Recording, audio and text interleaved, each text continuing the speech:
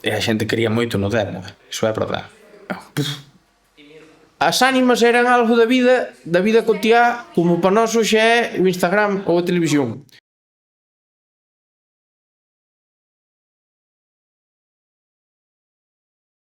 Antes, e non hai tanto tempo, marchaba moita luz, que agora non marcha, pero ao mellor marchaba e hasta o día seguinte non volvía.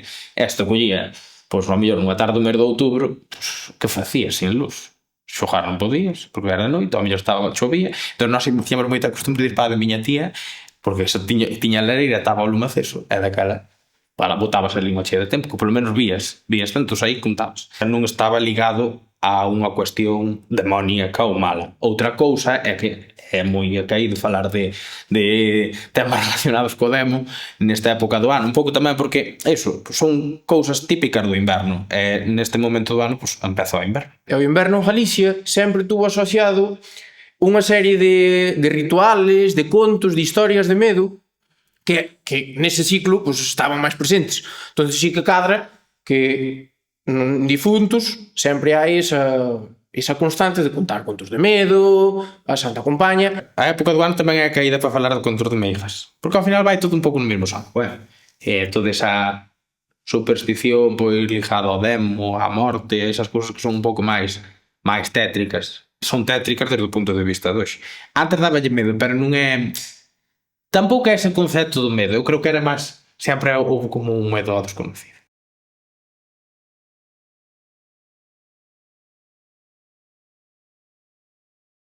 Na rituística rural, vamos chamar logo, sincretizáronse ritos animistas, ou polo menos eu entendo así, no cal o panteón dunha casa, as ánimas desa casa, siguen estando aí.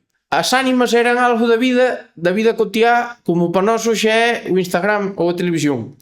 Eles contaban que tiñan as ánimas de redor de sí, na casa, no campo, nos montes. Meu bisavó contame sempre que cando era neno e iba con súa abo a levar as ovellas ao monte e cando era inverno facían lume para se quentar de par de un balado e non o apagaban nunca porque quedaba ese lume para quentar as ánimas da casa. O lume quedaba prendido sempre. O bonito de Galicia, hasta onde eu sei, é que antes de haber cristianismo había outra religión. Eso é moi palpable nos ritos que temos aínda, que se conservaron polo menos hasta mediados do século pasado. Moito nos lugares sigue habendo petos de ánimas. Eu na miña parroquia, en San Pedro Xallas de Castriz, hai un peto de ánimas que leva aí desde o medievo, polo menos, ou de finales do medievo, e aínda a día de hoxe, no que é o peto, que a imaxe ten dúas ánimas ardendo, unha imaxe, estamos falando medieval, e aínda no que é o peto, hai moedas, leva habendo moedas toda a vida, porque a xente cando ten un mal na casa ou calquera cousa, a xente máis maior ainda vai ali e deixa unha moeda e pídelle unha oración ás súas ánimas.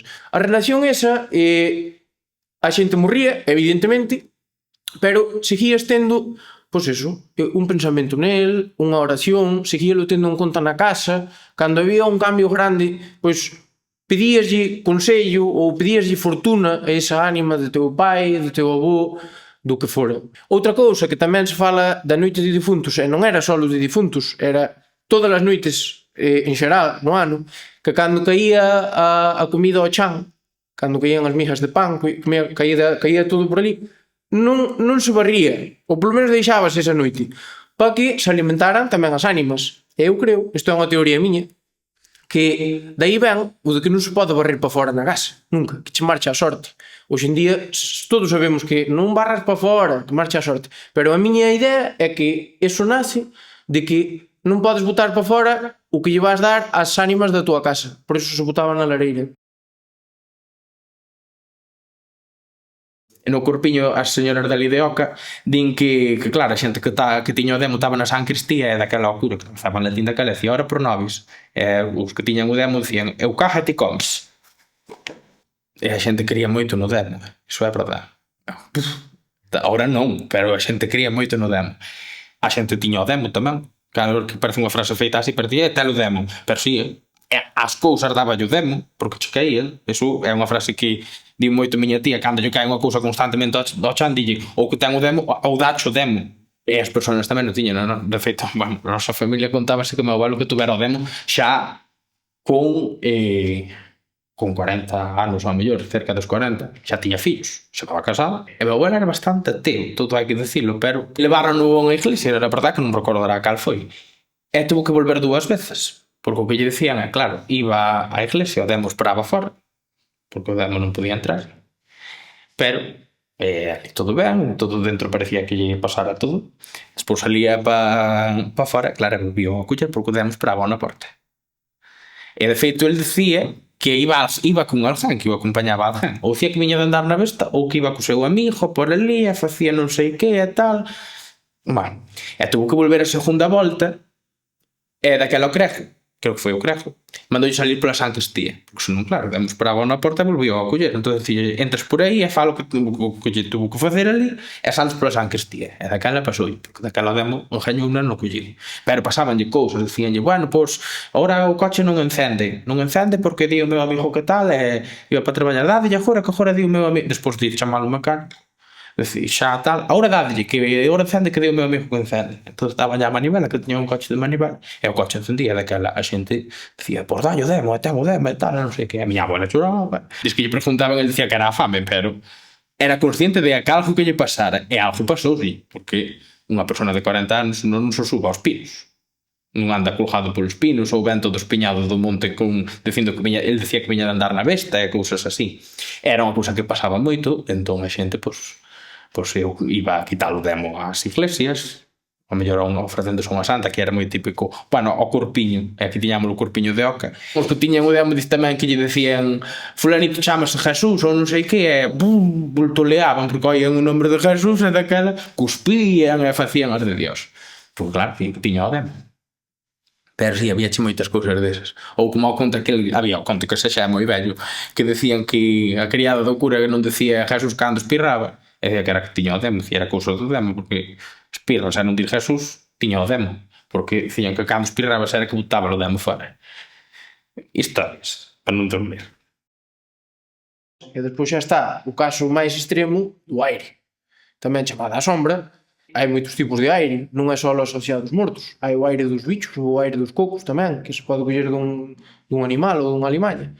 Pero o aire dos mortos, que a día de hoxe a xente sigue crendo nel, ou polo menos parte da xente, é unha cousa que é moi fuerte, non? Porque morre unha persona en función da situación na que morrera, se morre dunha mala maneira e ti vas ao seu enterramento e se colle o seu aire, despois entras ti nun problema. Despois tes ti estás decaído, propenso a coller outro tipo de enfermedades, pois encontraste mal, estás triste, estás depresivo, telo aire. E iso, bueno, pois hai que miralo, unha serie de ritos que dependerá un pouco do sitio, pero son bastante curiosos, e hai que quitalo. E cando se sabe de quen colleste o aire, isto contoume a miña avoa de Mazaricos moitas veces, ti vas a un enterro, colleste o aire dunha persona e pasas 2 ou 3 meses mal. Evidentemente esa persona non che pasa o aire querendo, é porque el padeciu unha situación a que fora e morreu de mala maneira e ti terías a relación que tuveras con ele e tal, pero é unha cousa moi moi real. Vas mirar e dache que tes o aire, entonces vas cabo da sepultura desa persona e tes que dicir, devolvo o aire dos vivos e levo o dos mortos. Co dos mortos non trae confortos e o dos vivos é confortativo. Rezas unha serie de oracións, Padre Nuestros, pides e, pois, intentas estar ben. Se a cousa se torce moito, hai certos santuarios esparecidos por Galicia aos que podes ir e a facer unha ofrenda maior.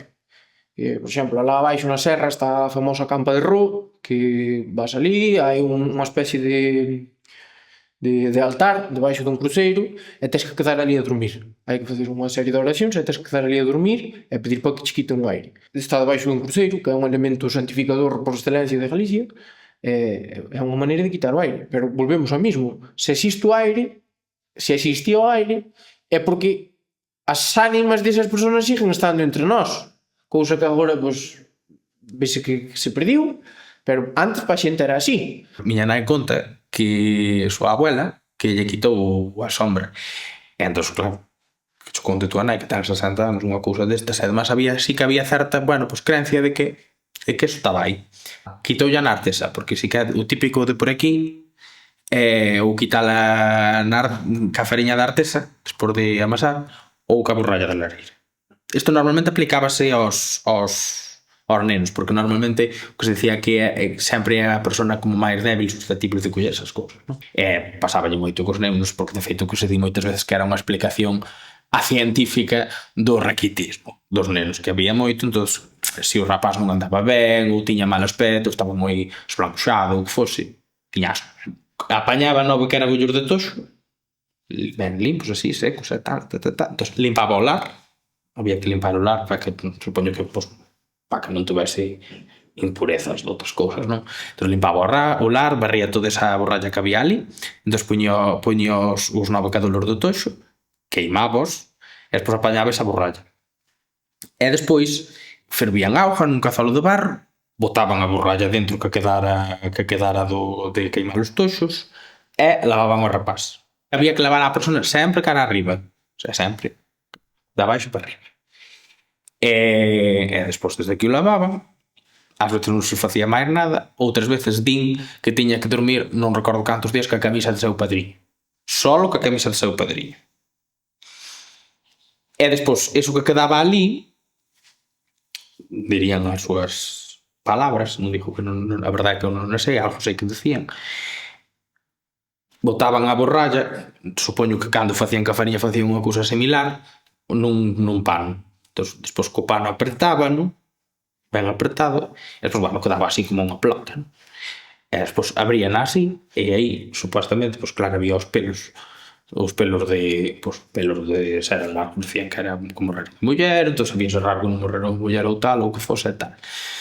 Ou dun home, ou do que fose, non? E así que como que yo quitaban eso, e despois o que decían era que o cacharro ese no que lavaran a persona había que ilo romper a un curso de camiños. Iban ali, que era unha ola de barro, por eso tiñan que ser de barro, desde que vaciaban a auga ali no cruce e despois rompían.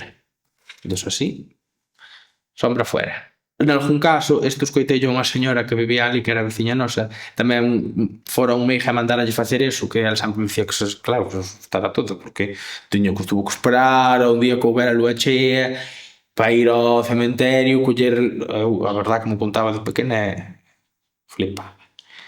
Tiña que coller terra da sepultura máis fresca, levala para casa. Claro, e decíame, entre que vou por ali, que non é como agora, e había un camiño e tal, e chovía, o día de lúa chea, apañou a terra, levou ao meiga, desde que o meiga lle decía lá, peor non foi buscala, foi despois da primeira vez ter que devolvela, porque lle levei ao meiga, e despois o meiga mandou volver a levar a terra á sepultura. E a primeira vez xa pasara medo, pero da segunda vez non se conto. E isto tamén fixera porque o rapaz, que debe ser o tempo de miña nai, ou un pouco máis, desa xeración, sei que a tiña a sombra. E hai así moitas cousas así, que ao final, bueno, eran explicacións máis ou menos o que falábamos, non? Mais ou buscar un pouco unha explicación dentro do que tiñan, entre as ferramentas que lle daba a natureza, outras veces as ferramentas que lle daban os ritos que viñan facendo, pois, dentro do seu sistema de crenzas, para intentar solucionar unha cousa que a priori non tiña solución, polo menos, ou non tiñan recursos para ir a un médico, ao mellor. Entón, quitaban as castañas do lomo como podían.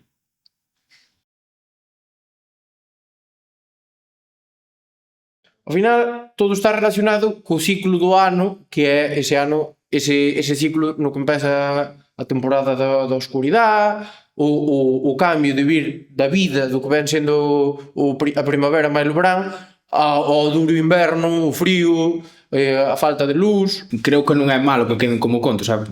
No mellor dos casos queda como historia que nos conta a xente e que nos podemos manter viva de alguna forma, pois como historias que tamén dan, como historias tamén dan sentido á nosa vida, pero xa non é esa vivencia, non? Esa vivencia que tiña a xente como algo que era real nese sentido.